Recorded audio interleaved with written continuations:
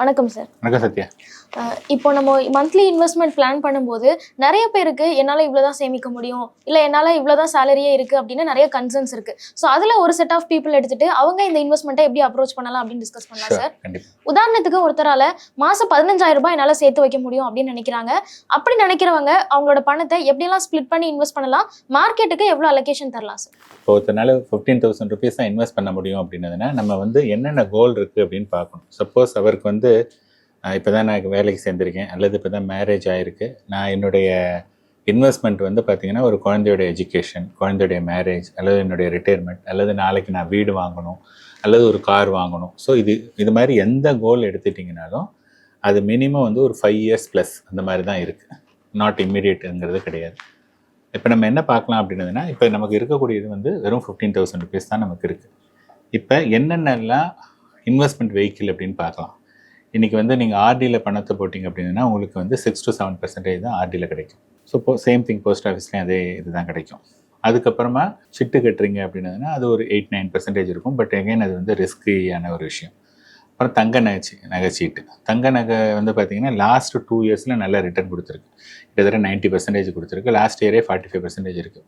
But இதே மாதிரி next 45 கொடுக்குமானா கொடுக்காது. There is a probability next 1 year வந்து கோல்டு வந்து ஃப்ளாட்டாக இருக்கலாம், இல்லை கீழே கூட போகலாம். பிகாஸ் 2 வருஷம் ரிட்டர்ன் கொடுத்துருக்கு அப்படிங்கிறனால இது வந்து அடுத்த ஒரு பார்ட். ஸோ இப்படி பார்க்கும்போது என்னென்னா நமக்கு வந்து அதை தந்துட்டு வந்து பார்த்திங்கன்னா ஒரு மியூச்சுவல் ஃபண்ட்ஸில் வந்து லாங் டேர்மில் வந்து எல்லா டேட்டாவும் என்ன சொல்லுது அப்படின்னா 5 வருஷம் 7 வருஷம் 10 வருஷம் அந்த மாதிரி இணைஞ்சு இருக்கிறவங்களுக்கு வந்து ஒரு 13-15% வரையும் கிடைக்குது அப்படிங்கிற மாதிரி எடுத்துக்கலாம். இப்போ வந்து அவருக்கு வந்து மார்க்கெட்டில் எல்லாமே போடுறதுக்கு பயமாக இருக்குது அப்படின்னு சொன்னதாக இருந்ததுன்னா அவர் வந்து எடுத்துக்கலாம். சே ஃபார் எக்ஸாம்பிள் 15,000 ஒரு 10,000 ரூபா மார்க்கெட்டில் போட்டுட்டு 5,000 rupees வந்து still I can go for கோல்டோ அல்லது வந்து ஆர்டி மாதிரி போடுறதா இருந்தால் போடலாம். பட் நான் என்ன சொல்லுவேன்னா லாங் டேர்ம் இருக்கும் அப்படிங்கும்போது எல்லாத்தையுமே மார்க்கெட்டில் போடலாம். ஏன்னா அவருக்கு வந்து ஆல்ரெடி இந்த இன்வெஸ்ட்மெண்ட்டில் ஒரு போர்ஷன் வந்து அவங்களுடைய கம்பெனியில் எங்கேயாவது இடத்துல வேலை பார்ப்பாங்க. வேலை பார்க்குற இடத்துல அவருக்கு வந்து ஒரு பிஎஃப்ங்கிற காம்பனண்ட் இருக்கும். அதில் வந்து ஆல்ரெடி டெட் காம்பனண்ட் இருக்குது. அவர் வந்து என்ன தான் இங்கே மார்க்கெட்டில் கொண்டு வந்தாலும் ஒரு பர்டிகுலர் அமௌண்ட் வந்து டெஃபினட்டாக அவர் ஃபிக்ஸட் டெபாசிட்டில் வச்சுருப்பார். அவருக்குன்னு கொஞ்சம் கோல்டு இருக்கும். அது வந்து எவ்வளவுங்கிறது தெரியாது, பட் கோல்டு இருக்கும். ப்ராபப்ளி ரியல் எஸ்டேட் இருக்கா இல்லையான்னு தெரியாது. ஸோ ஆல்ரெடி அவருக்கு வந்து பாக்கி அசட் கிளாஸில் வந்து ஓரளவுக்கு இருக்குது. அவர் இதுவரையும் எக்ஸ்போஸ் ஆகாத ஒரே ஒரு இன்வெஸ்ட்மெண்ட்டுன்னு வந்து பார்த்திங்கன்னா ஒரு மியூச்சுவல் ஃபண்டோ டைரக்ட் ஈக்விட்டியோ. அப்படி இருக்கும்போது அவருடைய தேவைகள்லாம் வந்து நிறைய அப்படின்றதுன்னா என்னை பொறுத்தவரையும் 15 மார்க்கெட்டில் போடலாம். இல்லை எனக்கு அவ்வளோ போடுறதுக்கு எனக்கு பயமாக இருக்குது அப்படின்னா அட்லீஸ்ட் ஒரு 10,000 போட்டிங்கன்னா தான் நீங்கள் வந்து லாங் டேர்ம் கோலை மீட் அவுட் பண்ண முடியும். அடுத்த கொஸ்டினுக்கு போகிறதுக்கு முன்னாடி நீங்கள் எக்ஸ்பிளைன் பண்ணும்போது சிட்டு கட்டுறது வந்து கொஞ்சம் ரிஸ்கான இன்வெஸ்ட்மெண்ட் அப்படின்னு சொன்னீங்க. ஆனால் மார்க்கெட்லேயும் அதே வாலட்டிலிட்டி இருக்குது, அதே ரிஸ்க் இருக்குல்ல சார்? ஸோ அது எப்படி நம்ம சிட்டு கட்டுறது தான் ரிஸ்கான இன்வெஸ்ட்மெண்ட்டுன்னு எடுத்துக்க முடியும்? இல்லை, இப்போ சிட்டில் வந்து என்ன ப்ராப்ளம் அப்படின்னதுன்னா சிட்டில் வந்து தெர் ஆர் சர்டன் சிட் வந்து ரெஜிஸ்டர்ட் சிட்டுன்னு இருக்குது. இப்போ நான் கேள்விப்பட்ட வரையும் மார்கதேசின்னு ஒரு கம்பெனி இருக்குது, ஸ்ரீராம் சிட்ஸு தமிழ்நாட்டில் வந்து ஸ்ரீராம் சிட்ஸ் இருக்குது. இவங்கெல்லாம் வந்து பார்த்திங்க அப்படின்னா சிட்டு வந்து ரெஜிஸ்டர் பண்ணி ரொம்ப காலமாக ரொம்ப டிகேட் ஒரு 20-30 வருஷமாக பண்ணிகிட்ருக்காங்க. அதை தவிர நம்ம வீட்டுக்கு பக்கத்தில் அல்லது நம்மளுடைய ஃப்ரெண்டு இந்த மாதிரி நிறைய சின்ன சின்ன சிட்டாக பண்ணிகிட்ருக்காங்க. பட் இதில் வந்து என்னென்னா இன்றைக்கி வந்து as long as things are moving நல்லா போயிட்டு இருந்தது அப்படின்னதுன்னா நமக்கு கிடச்சிரும். பட் அவங்களுக்கு ஏதோ ஒரு ப்ராப்ளம் அப்படின்னு சொன்னதுன்னா நாளைக்கு வந்து அப்ஸ்காண்ட் ஆகிறதுக்கு சான்ஸ் இருக்குது. ஸோ இந்த மாதிரி இண்டிவிஜுவலை நம்பி நீங்கள் இன்வெஸ்ட் பண்ணக்கூடிய சிட்டில் வந்து தெர் இஸ் அ ப்ராபபிலிட்டி உங்களுடைய மொத்த மணியே வந்து நீங்கள் லூஸ் பண்ணலாம். மார்க்கெட்டில் பொறுத்தவரை ரிஸ்க்குங்கிறது என்னென்னா, இப்போ ஃபார் எக்ஸாம்பிள் போன செப்டம்பர் 2024 நீங்கள் மார்க்கெட்டில் போட்டிருந்தீங்கன்னா இப்போ கிட்டத்தட்ட 14 மாதம் ஆச்சு. உங்களுக்கு வந்து உங்களுடைய போர்ட்ஃபோலியோ வேல்யூ அதே வேல்யூவோ அதை விட கம்மியாகவோ இருக்குது. ஒரு இதை வந்து நீங்கள் என்ன பார்க்கலாம், நான் போட்டேன் 1 year ரிட்டர்ன் இல்லை, இது வந்து ரிஸ்க் அப்படின்னு நீங்கள் பார்க்கலாம். ஆனால் நாங்கள் வந்து ஒரு இன்வெஸ்டரை கூட்டிகிட்டு வரும்போதே மினிமம் 3 வருஷம் 5 வருஷம் நீங்கள் வெயிட் பண்ண முடியும்னா தான் நீங்கள் இன்வெஸ்டே பண்ணணும் அப்படிங்கிறோம். ஸோ இப்போ இந்த 14 months ரிட்டர்ன் கொடுக்கல இல்லையா, ஸோ இந்த நெக்ஸ்ட் 12 months 14 months வந்து இந்த 14 monthsக்கும் சேர்த்து கொடுக்கறதுக்கான ஆப்பர்ச்சுனிட்டி இருக்குது. ஸோ மார்க்கெட்டில் வந்து ரிஸ்க் அப்படிங்கிறது வந்து வாலட்டிலிட்டி, உங்களுடைய value can come down, value வந்து கீழே வரலாமே ஒழிய டைம் கொடுத்ததுன்னா அது மேலே போகும். ஆனால் நீங்கள் சிட்டில் வந்து ஒருத்தர் அப்ஸ்காண்ட் ஆகிட்டார்னு வச்சுங்களேன், நாளைக்கு இல்லைப்பா வெயிட் பண்ணுவோம் அவர் வருவார்னால ஈவன் அவர் பிடிப்பட்டார் கூட நமக்கு பைசா வருமானு தெரியாது. நான் அந்த மீனிங்கில் தானே சொன்னேன். ஓகே. இப்போ நம்ம இன்வெஸ்ட்மெண்ட்டுக்கு திருப்பி வரும்போது முடிஞ்சா கொஞ்சம் யங் ஏஜாக இருக்கிறவங்க ஃபுல் அண்ட் ஃபுல் மார்க்கெட் எக்ஸ்போஷரே வச்சுக்கலாம் அப்படின்னு சொல்கிறீங்க. ஸோ இந்த எக்ஸ்போஷர் ஓகே, நான் 15,000 மார்க்கெட்லேயே போடுறேன், எனக்கு வந்து பெருசாக ரிஸ்க் எடுக்கிறத பார்த்து பயம் இல்லை, நான் ரிஸ்க் எடுக்க ரெடி அப்படின்னு இருக்காங்கன்னா மார்க்கெட்டில் அந்த 15,000 எப்படி டைவர்சிஃபை பண்ணும் சார்? இப்போ பார்த்தோன்னு வச்சுங்களேன், இன்வெஸ்ட்மெண்ட்டில் வந்து ஸ்மால் கேப்னு ஒரு கேட்டகரி இருக்குது, மிட் கேப்னு இருக்குது, லார்ஜ் கேப்னு இருக்குது, மல்டி கேப் இருக்குது, ஃப்ளெக்ஸி கேப்னு இருக்குது, large and mid gap, value, இந்த மாதிரி நிறைய கேட்டகரி ஆஃப் ஃபண்ட்ஸ் இருக்குது. ஸோ இந்த ஃபண்ட்ஸ் எல்லாம் வந்து என்னென்னு பார்த்தீங்கன்னா, இப்போ நம்ம நிறைய வீடியோஸில் சொல்லியிருக்கோம், ஃபஸ்ட்டு டாப் 100 கம்பெனிஸில் 80% ஆஃப் த ஸ்டாக்ஸ் இன்வெஸ்ட் பண்ணதுன்னா அது லார்ஜ் கேப். 101லேருந்து 250 அதில் வந்து ஒரு 65% ஆஃப் த ஸ்டாக்ஸில் இன்வெஸ்ட் பண்ணாங்கன்னா அது மிட் கேப். 250 ஃபர்ஸ்ட்லேருந்து த என்டையர் யூனிவர்ஸு அதில் 65% இன்வெஸ்ட் பண்ணாலே அது ஸ்மால் கேப். ஸோ இந்த மாதிரி டெஃபினேஷன் கொடுத்துருக்காங்க. இப்போ வந்து என்னென்னா, லார்ஜ் கேப்புங்கிறது வந்து டெஃபினட்டாக சேஃப்டி கொடுக்கும், பட் வந்து க்ரோத் இருக்கா அப்படிங்கிறது பார்க்கணும். நமக்கு எப்போதுமே என்ன இம்பார்ட்டண்ட்னா, சேஃப்டி இஸ் இம்பார்ட்டன்ட், க்ரோத் இருக்கா. இப்போ வந்து ஒரு கவர்மெண்ட் ஜாப் வச்சுங்க, ஒரு ப்ரைவேட் ஜாப் வச்சுங்க. கவர்மெண்ட் ஜாபில் வந்து செக்யூரிட்டி சேஃப்டி ஜாஸ்தி, ஆனால் க்ரோத் வந்து பார்த்தீங்கன்னா கம்பேர்ட் டு ப்ரைவேட் வந்து ரொம்ப ரொம்ப கம்மி. ஓகே, உங்களை யாரும் வெளில போக மாட்டாங்கன்னு சொல்லாமல் வழி இங்கே எவ்வளோ பெருசாக க்ரோத் இருக்கும். வெரஸ் நீங்கள் வந்து ப்ரைவேட்டில் இது பண்ணிங்கன்னா யூ கேன் க்ரோ. உங்களுக்கு வந்து ஸ்கை இஸ் த லிமிட், எவ்வளோ வேணாலும் நீங்கள் க்ரோ போகலாம். ஸோ இதுதான் வந்து மெயினாக இருக்கக்கூடிய டிஃப்ரென்ஸ் இந்த இதுக்கும் அதுக்கும். இப்போ வந்து நம்ம என்ன சொல்ல வரோம்னா, அவர் ஒரு டைம் ஃப்ரேம் நிறைய கொடுக்குறாரு அப்படின்னதுன்னா, அவர் வந்து small cap, mid cap, multi கேப்பில் இன்வெஸ்ட் பண்ணார்னா அவருக்கு என்ன ரிட்டர்ன் கிடைக்குமோ அதை விட அவர் ஒரு லார்ஜ் கேப்போ அல்லது ஒரு ஃப்ளெக்ஸி கேப்போ அல்லது ஒரு லார்ஜ் அண்ட் மிட் கேப்லேயோ பண்ணாங்கன்னா ஒரு 2% வரையும் கீழே கம்மியாக கிடைக்கிறதுக்கு சான்ஸ் இருக்குது. இப்போ நீங்கள் என்ன நினைக்கலாம், சார் ரிஸ்க்கு, அதாவது இந்த வாலட்டிலிட்டிக்கு 2% வந்து இஸ் இட் ஒர்த்தா அப்படின்னதுன்னா, 2% வந்து ஸ்டாண்ட் அலோனாக பார்த்தீங்கன்னா ஒரு 1 இயருக்கு பார்க்கும்போது அது பெரிய டிஃப்ரென்ஸ் கிடையாது. But when you look at for the 10 இயர்ஸில் 2% அப்படின்னதுன்னா, நீங்கள் 10 into 2 ஆளுனாலே 20% வந்துடும். அதோடைய காம்பவுண்டிங் வந்து பார்த்தீங்கன்னா அது 35-40%. ஸோ பெரிய அமௌண்ட் வந்து அங்கே மாட்டிடும். அதனால 15,000 இன்வெஸ்ட் பண்ணுறோம், எனக்கு லாங் டேர்ம் இருக்குது, நான் day in and day out அதோடைய வேல்யூ பார்க்க மாட்டேன், எனக்கு வந்து பெட்டர் ரிட்டர்ன் வேணும் அப்படின்னதுன்னா என்னுடைய suggestion will be more of a small cap, mid cap, multi cap. இதில் பண்ணுறது வந்து நல்லது. இல்லை சார் அதில் பண்ணுறோம், இருந்தாலும் எனக்கு கொஞ்சம் நான் வந்து ரிஸ்க் அவர்ஸ் அப்படின்னதுன்னா அந்த 15 ஸ்மால் மிட்டு மல்டியில் வந்து ஒரு 10 பண்ணிவிட்டு ஒரு 5 வந்து ஒரு லார்ஜ் கேப்போ லார்ஜ் அண்ட் மிட்டோ பண்ணிக்கலாம். சார் இப்போ நீங்கள் டிஃப்ரென்ஷியேட் பண்ணும்போதே ஸ்மால் மிட் அண்ட் மல்டியை ஒரு கேட்டகரியாக வைக்கிறீங்க, ஃப்ளெக்ஸி கேப்பை இந்த லார்ஜ் கேப் இண்டெக்ஸோட ஒரு கேட்டகரியாக வைக்கிறீங்க. ஸோ மல்டி கேப்புக்கும் ஃப்ளெக்ஸி கேப்புக்கும் நடுவில் அவ்வளோ பெரிய வித்தியாசம் வருமா? சரி, இப்போ மல்டி கேப் நீங்கள் எடுத்துட்டிங்கன்னா 25% ஆஃப் த இன்வெஸ்ட்மெண்ட் வந்து ஸ்மால் கேப்பில் இருக்கணும் கண்டிப்பாக. ஓகே. இன்னொரு 25 மிட் கேப்பில் இருக்கணும், இன்னொரு 25 இந்த லார்ஜ் கேப்பில் இருக்கணும். ஒன்லி 25 இருக்கு இல்லையா, அது மட்டும்தான் வந்து அந்த ஃபண்ட் மேனேஜரோட டிஸ்கிரிஷன். அவர் வந்து சப்போஸ் இன்றைக்கி லார்ஜ் கேப் அட்ராக்டிவாக இருந்ததுன்னா லார்ஜ் கேப்பில் அந்த 25 வச்சுக்கலாம், இல்லை இப்போ ஸ்மால் கேப் அட்ராக்டிவ்னா small cap or mid cap. So அந்த 25% தான் அவர் வந்து எங்கே வேணாலும் மூவ் பண்ணிக்கலாம். இட் டிபெண்ட்ஸ் ஆன் அவருடைய கட் ஃபீலிங் அண்டு அந்த ஃபண்ட் ஹவுஸ் என்ன ஃபீல் பண்ணுறாங்க அப்படின்னு சொல்லிட்டு. வேறஸ் நீங்கள் ஃப்ளெக்ஸி கேப் நீங்கள் எடுத்துக்கிட்டீங்க அப்படின்னதுன்னா அதில் எந்த விதமான கேப்புமே கிடையாது. இப்போ ஃபார் எக்ஸாம்பிள் நான் ஒரு ஃபண்ட் மேனேஜர் இருக்கேன், நான் இப்போதைக்கு ஸ்மால் கேப் தான் நல்லா இருக்கும் அப்படின்னு சொல்லிட்டு என்டையர் மணியுமே ஸ்மால் கேப்பில் இன்வெஸ்ட் பண்ணாலும் அது வந்து ஃப்ளெக்ஸி கேப். எல்லா மணியுமே மிட் கேப்பில் இருந்தாலும் அது ஃப்ளெக்ஸி கேப், எல்லாமே லார்ஜ் கேப்பில் இருந்தாலும் ஃப்ளெக்ஸி கேப். ஸோ ஃப்ளெக்ஸி இந்த சென்ஸ் என்னென்னா, there is no upper limit. நீங்கள் எது வேணாலும், அதாவது அந்த போர்ஷன் வந்து கொஞ்சமாகவோ அல்லது ஃபுல்லாகவோ வச்சுக்கலாம். ஸோ இப்போ என்ன ஆகுது அப்படின்னதுன்னா, இன்றைக்கி இருக்கக்கூடிய ஃப்ளெக்ஸி கேப் ஃபண்ட்ஸ் இப்போ எடுத்துட்டிங்க அப்படின்னதுன்னா most of the flexi cap வந்து பார்த்தோன்னா நிறைய லார்ஜ் கேப்பை பேஸ் பண்ணி தான் இருக்குது. நாங்கள் என்ன சொல்லுவோம்னா, ஃப்ளெக்ஸி கேப் வந்து proxy to the large cap. அது ஆக்சுவலி லார்ஜ் கேப்புக்கும் இந்த ஃப்ளெக்ஸி கேப்பும் டிஃப்ரென்ஸே கிடையாது.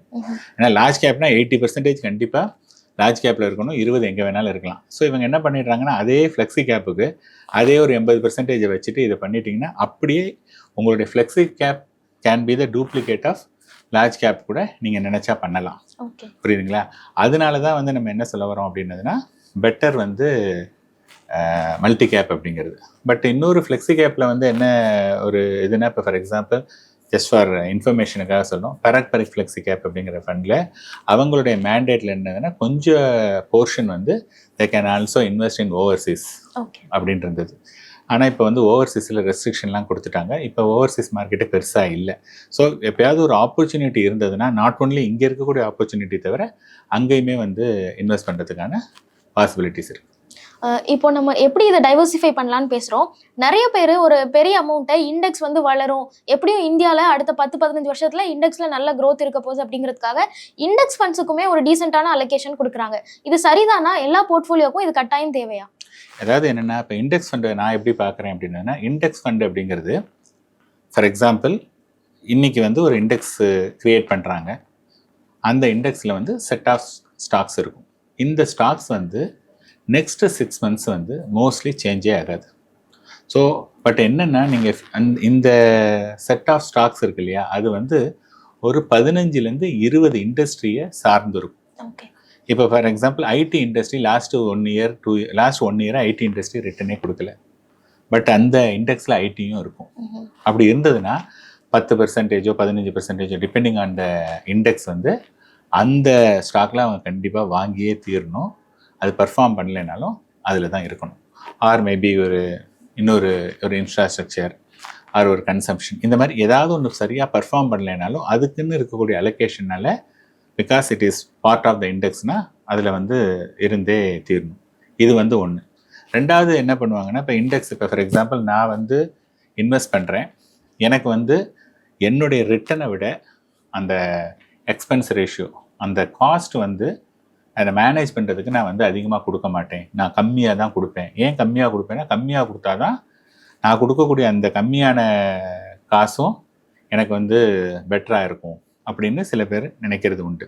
என்னை பொறுத்தவரை அது தவறு. பட் அவங்க வந்து நினைக்கிறவங்க இருக்காங்க. அப்போ அவங்க என்ன பண்ணுவாங்கன்னா, they will go for a index fund, அதுக்கு வருவாங்க. இப்போ வந்து என்ன ஆச்சு அப்படின்னதுன்னா, அதோடு இல்லாமல் என்னென்னா, எனக்கு வந்து நான் செலக்ட் பண்ணுறேன், நான் எந்த ஒரு ஃபண்ட் மேனேஜர் மேலே எனக்கு நம்பிக்கை கிடையாது. ஏன்னா ஃபண்ட் மேனேஜர் இன்றைக்கி ஒன்று வாங்குவாங்க, நாளைக்கு இன்னொரு ஆர்கனைசேஷன் போவாங்க. இப்போ என்ன மாதிரி இன்டர்மீடியேட் மேலேயும் எனக்கு நம்பிக்கை கிடையாது. ஸோ இது ஏன் மணி, அதை நானே பார்த்துப்பேன் அப்படின்னு இருக்கக்கூடிய சில பேர் இருக்காங்க. ஸோ இவங்க வந்து என்ன பண்ணுவாங்கன்னா, they will also go for a index fund.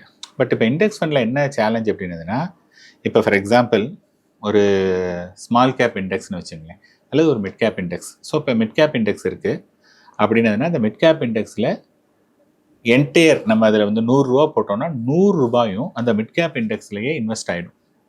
அதே சமயத்தில் அந்த மிட் கேப் இண்டெக்ஸை ஃபாலோ பண்ணி அதை பெஞ்ச்மார்க்காக வச்சுட்டு ஒரு ஆக்டிவ்லி மேனேஜ்டு மிட் கேப் இருக்குன்னா, அவங்க வந்து என்டையர் 100 rupees அங்கே போடணுங்கிற அவசியம் கிடையாது. அவங்க 65% போட்டாலே போதும். ஸோ இது வந்து எப்போ பலன் கொடுக்கும்னா, மார்க்கெட் வந்து கீழே வந்ததுன்னா அது 100% மிட் கேப்பில் இருக்குது அல்லது 100% ஸ்மால் கேப்பாக இருந்ததுன்னா அந்த இண்டெக்ஸ் வந்து அதிகமாக ஃபால் ஆகும். வேறஸ் இங்கே வந்து 65% தான் இருக்கிறதுனால அதர் இது வந்து அந்த டவுன் சைட் ப்ரொடெக்ஷனை வெரி மச் அது வந்து கண்ட்ரோல் பண்ணும். But at the same time வந்து ஒன் வே ரேலி, இங்கேருந்து ஒரே சைடு மேலே போச்சு அப்படின்னா இண்டெக்ஸ் ஃபண்ட் தான் நல்லா பண்ணும். ஏன்னா இண்டெக்ஸ் ஃபண்டில் வந்து 100% இருக்குது, இதில் 65%. அடுத்த தேர்ட் வந்து என்னென்னு பார்த்தீங்கன்னா, சைட்வே மூவ்மெண்ட். இப்போ நான் சொன்னேன் இல்லையா, அந்த லாஸ்ட்டு 14 months மார்க்கெட் வந்து அங்கேருந்து விழுந்தது, அப்புறம் ஏறினது, திருப்பி ஏறினது, அப்படியே கிட்டத்தட்ட வந்து பார்த்தோன்னா பாயிண்ட் டு பாயிண்ட் வந்து இட் இஸ் ஆல்மோஸ்ட் சேம். இந்த மாதிரியான மார்க்கெட்டில் எகெயின் ஆக்டிவ்லி மேனேஜ் ஃபண்டு வந்து பர்ஃபார்ம் பண்ணும். ஸோ மார்க்கெட்டை வந்து நீங்கள் 3 விதமாக எடுத்துக்கிட்டிங்கன்னா, ஒன்று வந்து டவுன் சைட் மார்க்கெட், இன்னொன்று அப்சைட் மார்க்கெட், இன்னொன்று வந்து சைட்வேஸ் மார்க்கெட். இதுதான் வந்து ப்ரிடாமினட்டாக இந்த 3 types தான் மாறி மாறி வரும். அப்படி எடுத்துட்டிங்கன்னா 2 மார்க்கெட்டில் வந்து actively manage fund will score better than the ETF are passive. So என்னுடைய சிம்பிள் சப்மிஷன், நீங்கள் வந்து உங்களுடைய போர்ட்ஃபோலியோ எனக்கு பார்க்குறதுக்கு டைம் இல்லை, இன்னொருத்தர் வந்து டெஃபினட்டாக என்னை விட மேனேஜ் பண்ணுவார், நானாக பண்ணேன்னா லாங் ஸ்டாண்டிங்காக நான் அதை வச்சுட்டு இருக்க மாட்டேன், நடுவில் எனக்கு ஏதாவது ஒரு நியூஸ் வந்ததுன்னா நான் உடனே எடுத்துருவேன், எனக்கு யாராவது ஒருத்தர் வந்து கையை பிடிச்சிட்டு கூட்டிகிட்டு போகணும், பார்த்துக்கணும் அப்படின்னு நீங்கள் ஃபீல் பண்ணிங்கன்னா you should come for a regular எங்களை மாதிரி ஆளை அப்ரோச் பண்ணலாம். இல்லைப்பா, எனக்கே எல்லாம் தெரியும், நான் யாரையும் நம்ப மாட்டேன், எனக்கு வந்து more than what I am making expense ratio நான் கம்மியாக இருக்கிறதுக்கு தான் நான் இம்பார்ட்டன்ஸ் கொடுப்பேன் அப்படின்னு நீங்கள் ஃபீல் பண்ணீங்கன்னா you can go to the index fund. Okay, இப்போ நம்ம டைவர்சிஃபிகேஷன்லேயே ஸ்மால் கேப் மிட் கேப் அப்படின்னு பேசணும். ஸோ இந்த மாதிரி ஃபண்ட்ஸை ஒரு ஏஎம்சியோட ஃபண்டை சூஸ் பண்ணுறதுக்கு பதிலாக Nifty small cap, Nifty mid cap, இந்த மாதிரி ஸ்மால் கேப்போட இண்டெக்ஸ், மிட் கேப்போட இண்டெக்ஸ் அப்படி போகிறதுனாலையும் நம்மளோட ரிட்டர்ன்ஸ் இந்த மாதிரி பாதிக்குமா? கண்டிப்பாக நான் சொன்னேன் இல்லையா, நீங்கள் இண்டெக்ஸ்னு போயிட்டீங்க அப்படின்னா அங்கே வந்து கேஷ் காம்பனண்ட்டே கிடையாது. என்டையர் 100%ம் இன்வெஸ்ட் பண்ணிடும். இப்போ ஃபார் எக்ஸாம்பிள் நான் திருப்பி இந்த இதே எடுத்துக்கிறேன். இப்போ பரக்பரி ஃப்ளெக்ஸி கேப் இருக்காங்க இல்லையா, அவங்க வந்து கொஞ்ச நாளைக்கு முன்னாடி கிட்டத்தட்ட 25, இப்போயும் கூட நிறைய கேஷில் இருக்காங்க, 25% வரையும் கேஷில் இருந்தாங்க. ஸோ 25% கேஷில் இருக்கும்போது என்னென்னா மார்க்கெட் கீழே வந்தது இறங்கிட்டு இருக்கு அப்படிங்கும்போது அவங்க கேஷில் வச்சுட்டு இருக்கிறதுனால தே கேன் பை ஒரு நல்ல ஒரு அட்ராக்டிவ் வேல்யூவேஷன்ஸில் நிறைய ஸ்டாக் வந்து வாங்கிக்க முடியும். That is the advantage of actively manage. Versus நீங்கள் இண்டெக்ஸ் ஃபண்டாக இருந்ததுன்னா இன்றைக்கி வந்து இந்த இண்டெக்ஸ் ஃபண்டில் ஒரு 50 கோடி ரூபாய் இருக்குது. இப்போ நீங்கள் உங்களை மாதிரி ஒரு 1,00,000 பேர் இன்றைக்கி வந்து 2 கோடி ரூபாய் கொடுத்துருந்தாங்கன்னா நான் அந்த 2 கோடிக்கும் அடுத்த நாளைக்கு அந்த என்னென்ன வெயிட்டேஜோ அது மாதிரி வாங்கிடுவேன். Okay, so I will not wait for not even a single day. So இதுதான் வந்து இதுக்கும் இருக்கக்கூடிய மெயின் டிஃப்ரென்ஸ். ஸோ நீங்கள் காஸ்ட்டை மட்டுமே நம்ம பார்க்கக்கூடாது, நமக்கு என்ன அவுட்புட், புரியுதுங்களா? இப்போ வந்து ஒரு இடத்துலேருந்து இன்னொரு இடத்துக்கு, இப்போ கார்னு வச்சுங்களேன், car is a 4-wheeler. It helps you to move from one place to another. கரெக்டாக, ரெயின் ஆர் ஷைன் அது மூவ் பண்ணுறது தான் கார். அப்படின்னு இருக்கும்போது ஏன் எல்லோரும் சீப்பான கார் வந்து 3 lakhs, டாடா நானோ 2 lakhs 3 lakhs இருக்குது. அப்போ 3 lakhs இப்போ நீங்கள் பெரிய ஃபேமிலினா வேண்டாம், ஈவன் நான் ஒரே ஒரு ஆள் தான் ஆஃபீஸ் போயிட்டு வருதுன்னா கூட I can go for a Tata Nano இல்லையா? எத்தனை பேர் டாடா நானோ வாங்குறாங்க? எல்லாரும் everybody once for a bigger car அப்படின்னு சொல்லிட்டு கம்ஃபர்ட் அப்படின்னு தான் பண்ணிகிட்ருக்காங்க. ஸோ அதனால் வந்து என்னென்னா நமக்கு வந்து காசு மட்டும் பார்க்கக்கூடாது, நமக்கு அது என்ன கம்ஃபர்ட் என்ன கொடுக்குது. ஈவன் காசு கொடுத்தாலும் நல்ல ரிட்டர்ன் கிடைச்சதுன்னா அது தாராளமாக நீங்கள் இன்வெஸ்ட் பண்ணலாம். இப்போ நம்ம இன்வெஸ்ட்மெண்ட் வந்து லாங் டேர்முக்கு இன்வெஸ்ட் பண்ணுறவங்க தான் ஸ்மால் கேப்லலாம் இன்வெஸ்ட் பண்ணணும் அப்படிங்கிறத பார்க்குறோம். நான் வந்து இன்வெஸ்ட் பண்ணும்போது எனக்கு அடுத்து ஒரு 2 வருஷத்தில் ஒரு கார் வாங்கணும், இல்லை 3 வருஷத்தில் நான் ஒரு ஃபாரின் ட்ரிப் போகணும் அப்படிங்கிற கோலுமே இந்த 15,000 ரூபாய் இன்வெஸ்ட்மெண்ட்குள்ளே தான் நான் கொண்டு வர போகிறேன். அப்படின்னா அந்த மாதிரி ஷார்ட் டேர்ம் கோல்ஸுக்காக எப்படிலாம் இன்வெஸ்ட் பண்ணலாம் சார்? சரி, இப்போ நார்மலாக வந்து என்னென்னா 3 இயர்ஸ்க்கு ஒரு கீழே நாங்கள் வந்து சஜஸ்டே பண்ணுறது கிடையாது. பட் சப்போஸ் 2 to 3 இயர்ஸ், நான் 2 இயர்ஸ் 3 இயர்ஸ் வரையும் ஸ்ட்ரெச் பண்ணுவாங்க அப்படின்னா இன்றைக்கி வந்து மல்டி அசெட் அப்படிங்கிற ஒரு கேட்டகரி இருக்குது. இந்த மல்டி அசெட்டில் என்னென்னா there is a equity component, there is a debt components, there is a commodity. Commodity means even இதில் வந்து silver, gold, to some extent வந்து க்ரூட் ஆயில் இதெல்லாமல் கூட இருக்குது. ஸோ இப்போ என்ன ஆகுதுன்னா இந்த மாதிரி பண்ணும்போது மார்க்கெட்டில் வந்து பார்த்திங்கன்னா ஒரு சமயம் ஒரு பர்டிகுலர் கேட்டகரி ரிட்டர்ன் கொடுத்துருந்தேன்னா, say for example last 1 year equity return கொடுக்கல, ஆனால் லாஸ்ட் 1 year வந்து கோல்டும் சில்வரும் நல்ல ரிட்டர்ன் கொடுத்துருக்கு. ஸோ நெக்ஸ்ட் இயர் வந்து கோல்டு சில்வர் கம்மியாக கொடுக்குது, equity can give return. So ஒன்று என்ன பண்ணலாம்னா இப்போ நீங்கள் 2 to 3 years அப்படின்னா இது வந்து மல்டி அசெட், இந்த கேட்டகரி கன்சிடர் பண்ணலாம். இன்னொன்று வந்து பேலன்ஸ் அட்வான்டேஜ் ஃபண்ட். இந்த பேலன்ஸ் அட்வான்டேஜ் ஃபண்டும் என்ன பண்ணுவாங்கன்னா இதே மாதிரி தான் எவ்ரிடே மார்க்கெட்டுடைய வேல்யூவேஷன் அவங்களுக்குன்னு ஒரு ப்ரொப்பரேட்டரி மாடல் வச்சுருக்காங்க. அந்த மாடல் படி ஓகே இன்றைக்கி மார்க்கெட் வேல்யூவேஷன் இவ்வளோ இருந்ததுன்னா இத்தனை % ஈக்விட்டி இருக்கணும், இத்தனை % டெட்டு. நாளைக்கு வந்து வேல்யூவேஷன் ஜாஸ்தியாக இருந்ததுன்னா ஈக்விட்டி காம்பனண்ட் குறையும், வேல்யூவேஷன் சீப்பாக இருந்ததுன்னா ஈக்விட்டி வந்து இன்க்ரீஸ் ஆகும். ஸோ இந்த பேலன்ஸ் அட்வான்டேஜ் ஃபண்டு பார்த்தீங்கன்னா லாஸ்ட் ஒரு 15-20 இயர்ஸாக அந்த கேட்டகரி இருக்குது. It's also very big category. இங்கெல்லாம் வந்து நீங்கள் பார்த்தீங்கன்னா பிட்வீன் பேலன்ஸ்ட் அண்ட் மல்டி அசெட்டில் you can expect somewhere between 10 to 12 வரையும் ரிட்டர்ன் எக்ஸ்பெக்ட் பண்ணலாம். ஓகே, இந்த மல்டி அசெட் ஃபண்டோ இல்லை பேலன்ஸ்ட் அட்வான்டேஜ் ஃபண்டோ இன்ஃப்ளேஷனை பீட் பண்ணுற மாதிரியோ இல்லை இண்டெக்ஸை பீட் பண்ணுற மாதிரியோ ரிட்டர்ன்ஸ் கொடுக்கும் அப்படின்னு நம்ம ஷுவராக சொல்ல முடியுமா சார்? சரி, இண்டெக்ஸை கொடுக்குமான்னு சொல்லுங்கள். ஏன்னா இண்டெக்ஸ்னால் நீங்கள் எந்த இண்டெக்ஸை கம்பேர் பண்ணுறீங்கிறத பொறுத்து இருக்குது. இப்போ ஃபார் எக்ஸாம்பிள் நீங்கள் நிஃப்டி இண்டெக்ஸோட கம்பேர் பண்ணிங்கன்னா பேலன்ஸ் அட்வான்டேஜ் ஃபண்டு அதை பீட் பண்ணணும்னு சொல்ல முடியாது. மோர் ஆர் லெஸ் வந்து அதை மேட்ச் பண்ணுறதுக்கான சான்சஸ் இருக்குது, பட் வித் லெஸ்ஸர் வாலட்டிலிட்டி. இப்போ நிஃப்டி வந்து பார்த்தீங்கன்னா நிஃப்டியுடைய வாலட்டிலிட்டி இவ்வளோ இருந்ததுன்னா பேஃபுடைய வாலட்டிலிட்டி இவ்வளோ தான் இருக்கும். So lesser volatility but more or less வந்து அது மேட்ச் பண்ண முடியும். ஏன்னா நிஃப்டி அந்த இண்டெக்ஸுங்கிறது வந்து 100% ஈக்விட்டி வெயிட்டேஜ் இருக்குது. இது வந்து கம்மியான போர்ஷன்லாம் இருக்கிறதுனால அதை மேட்ச் பண்ண முடியாது. அட் டைம்ஸ் மேட்ச் பண்ணும், பட் என்னென்னா மோர் ஆர் லெஸ் அதை நெருங்கி இருக்கும். அண்ட் டெஃபினட்டாக it will give a double digit return கொடுக்கறதுக்கான சான்சஸ் நிறைய இருக்குது, which is much bigger then your fixed return. So fixed return 7-8% கொடுக்குற இடத்துல அதில் வந்து நீங்கள் 10% ரீசனபிளாக நீங்கள் எதிர்பார்க்கலாம். பட் சம்டைம்ஸ் வந்து என்னென்னு பார்த்தீங்கன்னா இப்போ ஃபார் எக்ஸாம்பிள் லாஸ்ட் 1 yearல நிஃப்டி இண்டெக்ஸ் வந்து ஒரு 7-8% தான் ரிட்டர்ன் கொடுத்துருக்கு. இதில் வந்து இண்டெக்ஸ் ஃபண்ட் வந்து பார்த்தீங்கன்னா நிஃப்டி வந்து 7-8% தான் இருக்குது. மல்டி அசெட் வந்து பார்த்தீங்கன்னா 15-20% வரையும் ரிட்டர்ன் கொடுத்துருக்கு. அது வந்து பாசிபிலிட்டி. ஸோ 10% வந்து டெஃபினட்டாக கிடைக்கிறதுக்கான வாய்ப்புகள் நிறைய. பட் இண்டெக்ஸை பீட் பண்ணுமான்னா அது depending on the index. Okay, இப்போ நம்ம ரெகுலராக இந்த 15,000 நம்ம இன்வெஸ்ட் பண்ணிட்டு வரோம். எவ்வளோ ஃப்ரீக்வெண்ட்டாக நம்மளோட போர்ட்ஃபோலியோவை ரிவைஸ் பண்ணணும், நம்ம இன்வெஸ்ட் பண்ணுறது சரிதானா, இந்த ஃபண்ட்ஸ் எல்லாம் போதுமா அப்படிங்கிறத அந்த செக் பண்ணுறதை நம்ம எவ்வளோ ஃப்ரீக்வெண்ட்டாக பண்ணணும் சார்? ஜென்ரலாக நாங்கள் என்ன சொல்லுவோம்னா, ஒரு இன்வெஸ்ட்மெண்ட்டுக்கு நீங்கள் வந்தீங்கன்னா you take once in a year.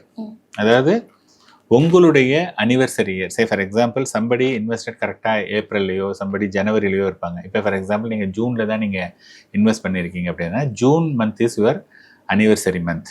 So the next 1 year இருக்கு இல்லையா, அந்த 1 இயர் கழிச்சு பாருங்கள்.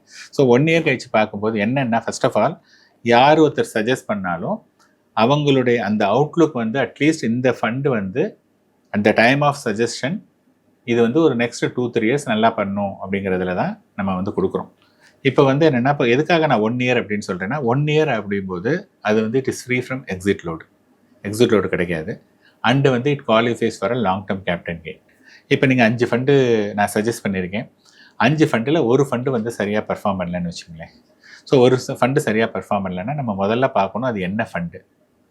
சப்போஸ் அந்த ஃபண்டு வந்து நீங்கள் கேட்டிருக்கீங்க பிகாஸ் அந்த ஃபண்டு வந்து சேஃப்டிக்காக அதை நம்ம போட்டிருக்கோம், அதில் ரிட்டர்ன் எதிர்பார்க்கக்கூடாதுன்னா ஸ்டில் யூ கேன் ரீட்டெயின். இன்னொன்று வந்து இல்லை சார் அது நல்ல க்ரோத்துக்கு தான் போட்டோம், ஆனால் அது வந்து க்ரோத் வந்து பர்ஃபார்மன்ஸ் இல்லை. இப்போ ஃபார் எக்ஸாம்பிள் இன்வெஸ்ட்மெண்ட்டில் வந்து நிறைய ஸ்டைல் இருக்குது. க்ரோத் ஸ்டைல்பாங்க, வேல்யூ ஸ்டைல்பாங்க, மொமெண்டம் ஸ்டைல். இப்போ ரீசெண்டாக வந்து momentum is the talk of the town. Even if you look at the last 10-15 years or worldwide வந்து பார்த்திங்கன்னா மொமெண்டம் தான் அதிகமாக ரிட்டர்ன் கொடுத்துருக்கு லாங் டேர்மில். பட் என்னென்னா it comes with more volatility. இப்போ இந்த ஃபால் நடந்தது இல்லையா, அந்த ஃபாலில் வந்து மொமெண்டம் ஸ்டாக்ஸ் எல்லாம் பயங்கர even today momentum is more than 10-15% down. பாக்கியெல்லாம் நல்லா ரெக்கவர் ஆகிடுச்சு, மொமெண்டம் வந்து ரெக்கவரே ஆகலை. ஸோ மொமெண்டத்துக்கு வந்து நீங்கள் டைம் கொடுக்கணும். அப்போ நீங்கள் மொமெண்டம் ரிலேட்டட் ஃபண்டு நீங்கள் போட்டிருக்கீங்க, பாக்கியெல்லாம் நார்மல் ஃபண்டுனா அது எல்லாம் பாசிட்டிவாக இருக்கும். வேறஸ் மொமெண்டம் ஃபண்டு வந்து சரியாக இருக்காது. ஆனால் momentum fund is not for 1 year. நீங்கள் ஒரு 3-5 இயர்ஸ் கொடுக்கும்போது இப்போ என்னென்ன வாட் எவர் அந்த மொமெண்டம் இப்போ மிஸ் ஆனது நெக்ஸ்ட் 1 or 2 இயர்ஸில் அது கொடுக்கறதுக்கான சான்ஸ் இருக்குது. அதனால் ஒன்ஸ் இன் அ இயர் வந்து பார்க்குறதுங்கிறது நல்லது. அதே சமயத்தில் உங்களுடைய ஃபினான்ஷியல் இது சேஞ்ச் ஆகிருக்கு. சே ஃபார் எக்ஸாம்பிள் நீங்கள் இந்தியாவில் ஒர்க் பண்ணிட்டுருக்கீங்க, திடீர்னு அப்ராட் போகிறீங்க, ஸோ தட் உங்களுடைய ஃபினான்ஷியல் இது எல்லாமே சேஞ்ச் ஆகுது. You can invest more. அந்த மாதிரி சமயத்தில்னா you can discuss even within a year. Or market வந்து பயங்கரமாக ஒரு சேஞ்ச் ஆகிருக்கு, சம் ப்ராப்ளம் இருக்குது அப்படின்னதுன்னா அந்த சமயத்தில் விசிட் பண்ணலாம். But other then that 1 year is a decent time frame. இப்போ ஃபைனலாக நம்ம ஒரு 15,000 ரூபாவை எப்படி முதலீடு செய்யலாம்னு பார்த்துட்டு வரோம். ஆனால் எல்லாருக்கும் இருக்கிற கேள்வி, இந்த 15,000 ரூபாவை நான் இன்வெஸ்ட் பண்ணும்போது எவ்வளோ ரிட்டர்ன்ஸ் கிடைக்கும் அப்படிங்கிறது தான். ஸோ கிராஜுவலாக ஒரு 10 இயர்ஸ் இந்த 15,000 ரெகுலராக இன்வெஸ்ட் பண்ணுறாங்கன்னா எவ்வளோ ரிட்டர்ன்ஸ் எதிர்பார்க்கலாம்? ஒரு 20 இயர்ஸ்னா என்ன ரிட்டர்ன்ஸ் எதிர்பார்க்கலாம்? 30 இயர்ஸ்னா என்ன ரிட்டர்ன்ஸ் எதிர்பார்க்கலாம் சார்? இப்போ நீங்கள் 15,000 rupees அப்படின்னு சொன்னதாக இருந்ததுன்னா 10 வருஷம் எடுத்துட்டிங்கன்னா 15 × 12 ஒரு வருஷத்துக்கு வந்து 1,80,000 ரூபா போடுறாங்க. 10 வருஷத்தில் அவங்க இன்வெஸ்ட் பண்ண தொகை வந்து 18 லட்சம். இந்த 18 லட்ச ரூபா அட் த ரேட் ஆஃப் 13% வந்து பார்த்தீங்கன்னா கிட்டத்தட்ட 37 லட்ச ரூபா இருக்கும். ஓகே, அவங்க வந்து 10 வருஷம் போட்டுக்கிட்டாங்கன்னா இப்போ 10 வருஷத்துக்கு பதிலாக 20 வருஷம். அப்போ என்ன ஆகுது, அந்த 18 லட்சத்துக்கு பதிலாக அவங்க போடக்கூடிய அமௌண்ட் வந்து 36 லட்சம். அப்படின்னா நம்ம மைண்ட் என்ன நடக்கும், 37னா 75 இருக்கும் அப்படின்ட்டு. அங்கே கிடைக்கக்கூடிய தொகை வந்து பார்த்தீங்கன்னா 1.7 crore. ஓகே, அடுத்த 10 வருஷம் அப்படின்னா என்ன, 18 + 18 36 + 18 54. ஸோ 54 lakhs மட்டும்தான் அவங்க இன்வெஸ்ட் பண்ணியிருக்காங்க ஃபார் த நெக்ஸ்ட்டு 30 இயர்ஸ். அந்த சமயத்தில் வந்து பார்த்தீங்கன்னா அதுவே வந்து கிட்டத்தட்ட 6.6 crores இருக்கும். ஓகே, ஸோ இங்கே இதுலேருந்து என்ன நம்ம புரிஞ்சுக்கணும் அப்படின்னா, it is not about your investment amount, it is about the நீங்கள் எவ்வளவு டைம் கொடுக்குறீங்க காம்பவுண்டுக்கு.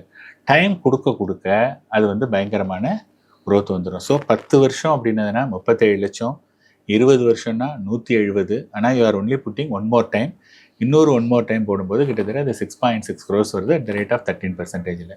ஸோ அதுதான் பவர் ஆஃப் காம்பவுண்டிங். அதனால தான் நம்ம எல்லா வீடியோலாம் என்ன சொல்கிறோம்னா லாங் டேர்ம் சொல்கிறோம்.